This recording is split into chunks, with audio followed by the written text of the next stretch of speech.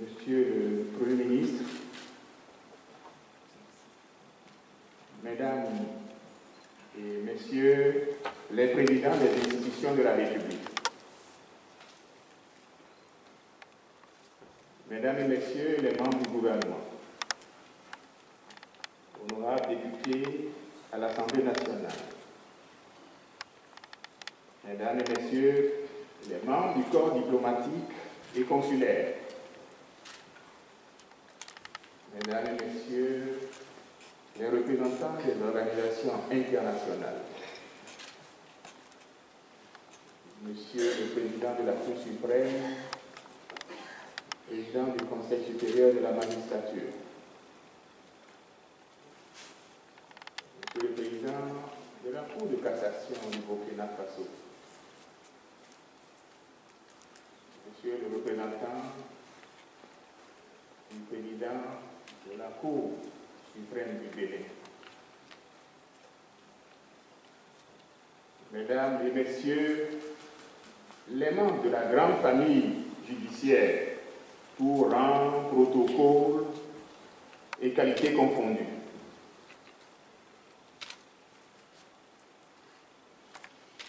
Messieurs les avocats,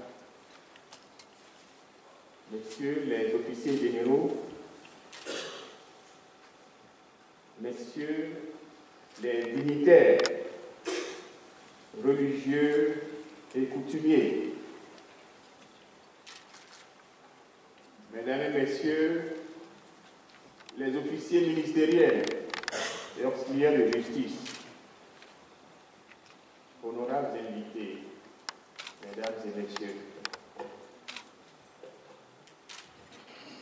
je rendrai d'abord, pour obéir aux usages, hommage à son Excellence, Monsieur le Premier ministre, dont l'action tout au long de ces années est déterminante dans le processus de consolidation de l'état de droit dans notre pays. Mais permettez ensuite que je remercie et félicite Monsieur le ministre de la Justice pour sa disponibilité et son implication effective dans la mise en œuvre sans relâche du programme de modernisation de la justice.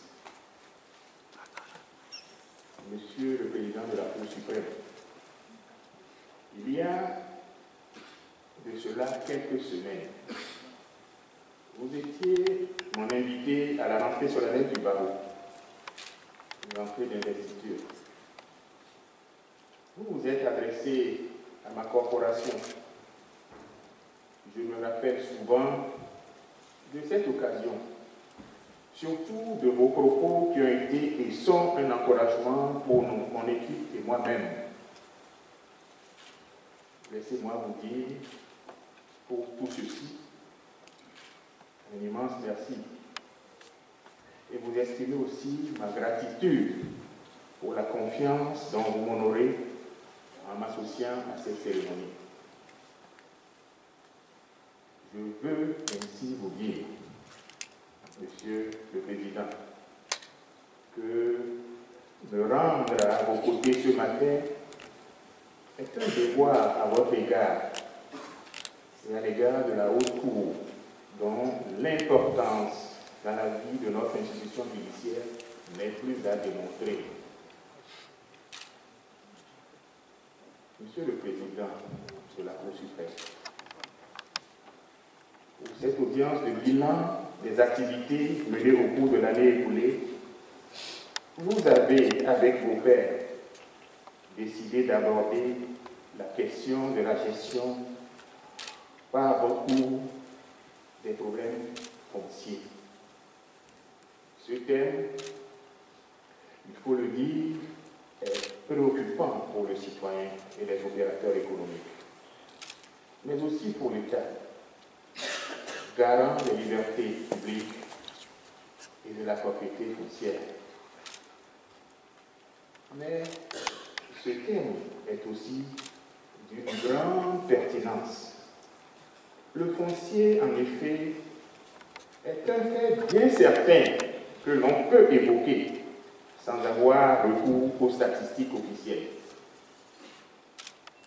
Il suffit pour s'en convaincre de prendre n'importe quel rôle de nos audiences. Le dossier foncier occupe la première place des litiges portés devant nos juridictions, notamment la Cour suprême. De là, le foncier est un problème. Monsieur l'avocat général a parlé de goulot d'étranglement. Je retiens le mot fléau. Un fléau qui tue la croissance économique et sociale. Mais le cœur de ce problème, nous n'allons pas nous mentir. C'est nous-mêmes. Occupation illégale des réserves administratives. Immatriculation frauduleuse. Immatriculation en cours de procédure judiciaire. Spoliation foncière, pour ne citer que cela. Oui, le nœud du problème, c'est nous-mêmes. Justiciables, nous sommes souvent à l'origine du problème par la confection de faux documents de propriété, par des doubles ventes ou multiples ventes, par nos largesse, tout azimut. Notaires, nous y sommes aussi pour beaucoup, en délivrant des mandats irréguliers, des contrats de vente, de complaisance, etc. Administrateurs fonciers, nous sommes tous aussi coupables en passant des dossiers d'immatriculation en procédure spéciale, en violation des indications foncières, en créant parfois deux titres fonciers sur un même terrain. On nous reproche aussi la mise sous le coude ou la disparition des dossiers d'immatriculation. Je m'arrête là. Avocats, nous portons notre part de responsabilité, souvent par des recours sans objet, ou en allant voir qui vous savez.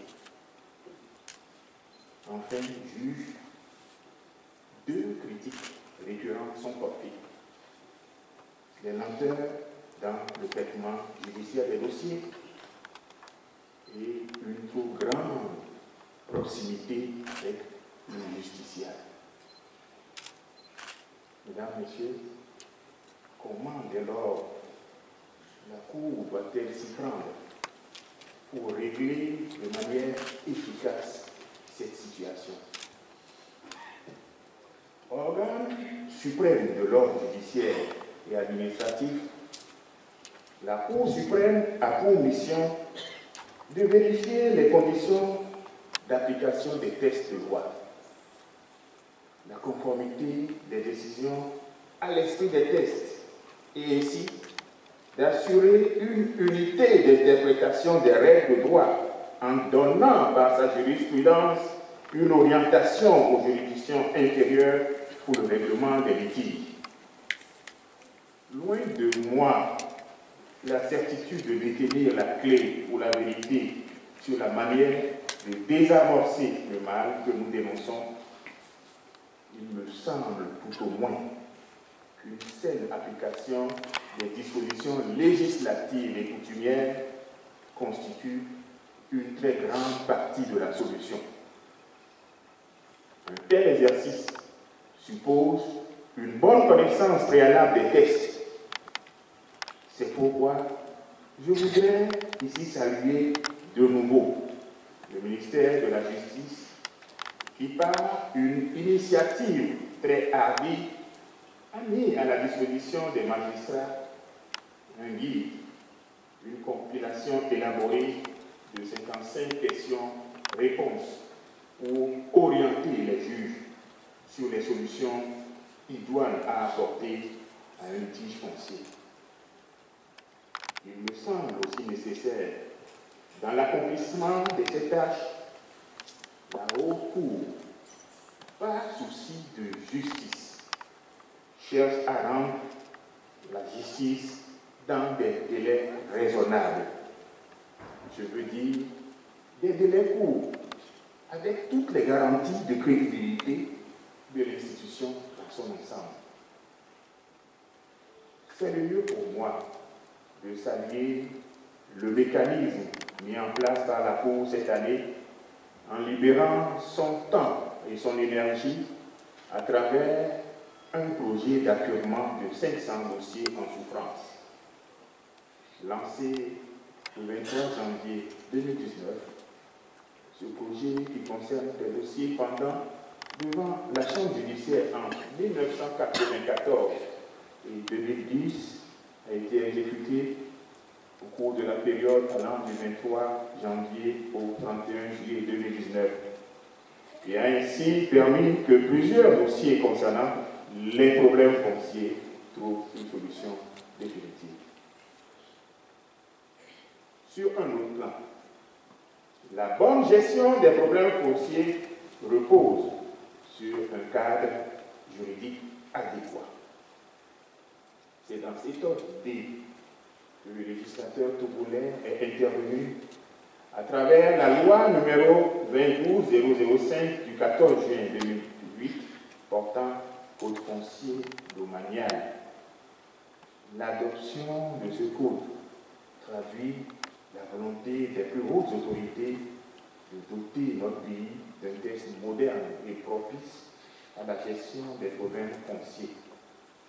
Cette initiative législative est fort à louer. Désormais, le pouvoir judiciaire a entre les mains l'élément légal et novateur pour assurer la gestion efficace des problèmes fonciers.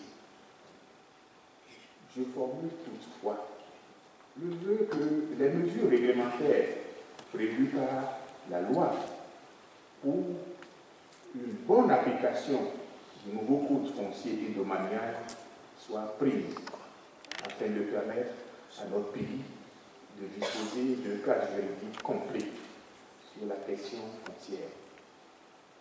Je le sais, l'application rigoureuse et rapide du nouveau code foncier et domanial pour une gestion efficace des problèmes fonciers nécessite des moyens.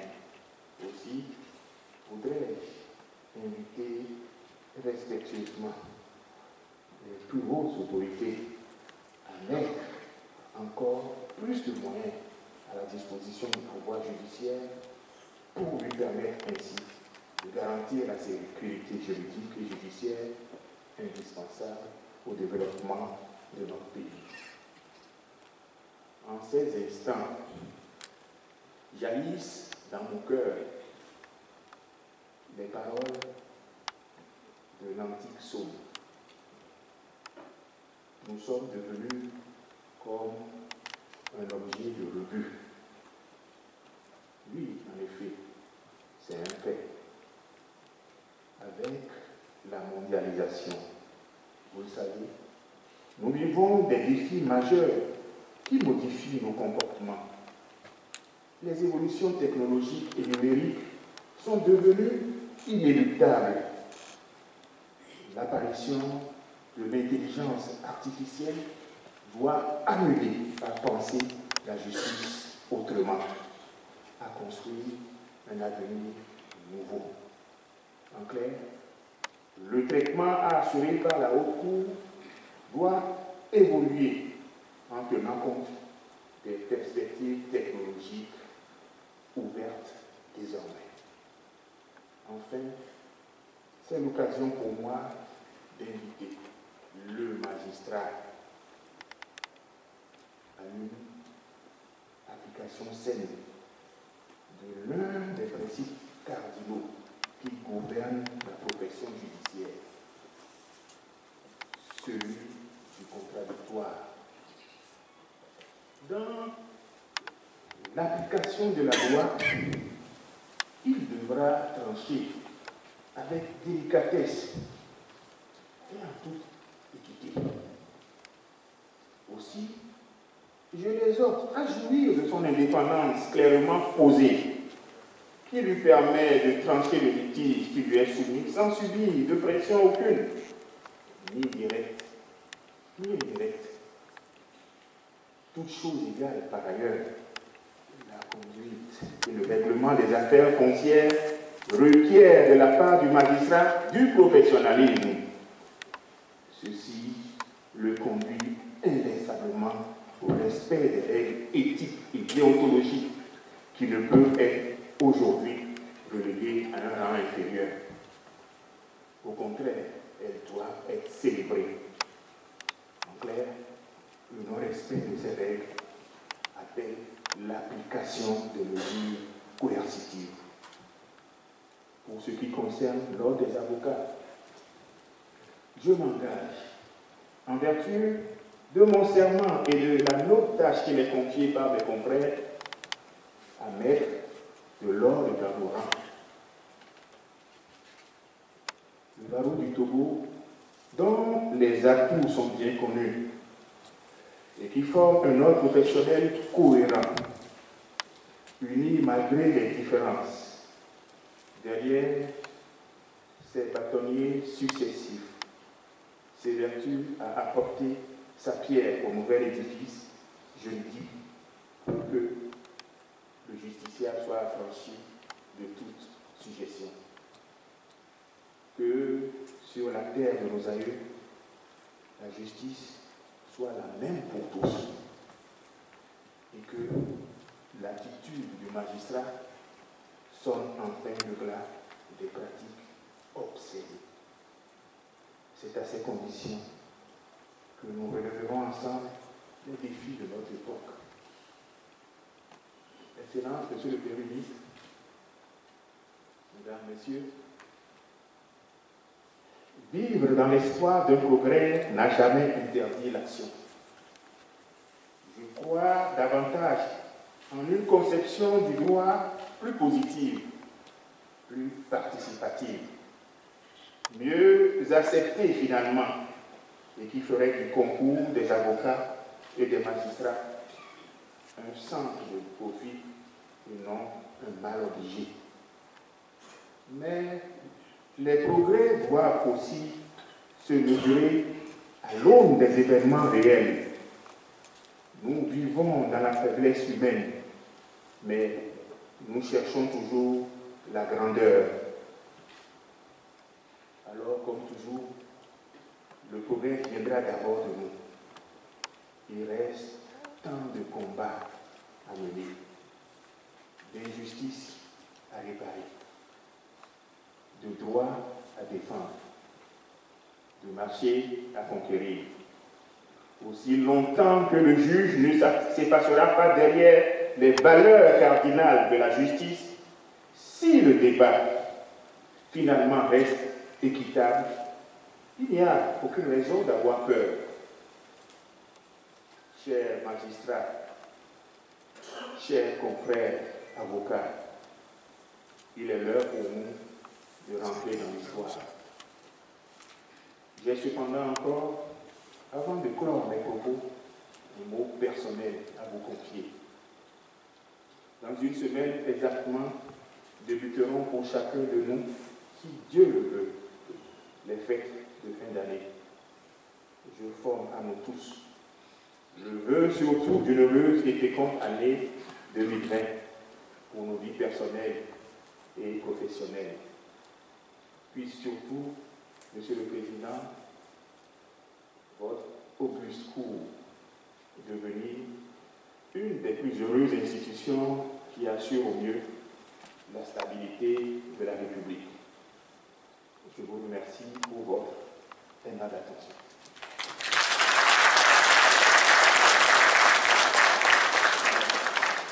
Merci, Monsieur le bâtonnier, pour votre intervention édifiante.